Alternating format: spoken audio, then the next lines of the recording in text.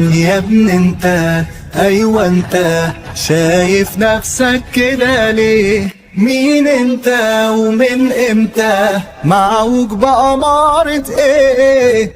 بتستخبى في الفلوس، صاحب الغنى غنى النفوس، ده شكله نقص ولا ايه؟ ملكش وصف في القاموس، داخل بزفة ومهرجان، عامل مهم في المكان، واتنين تلاتة كدابين بيندهوا مستر فلان، جواك عقد وبتدارين، بس احنا فاهمين اللي فيها، اصل انت يا ابني في الحقيقة بالونة والفراغ مليها، استاذ في لفت الانتباه، وهو مين فارق معاه؟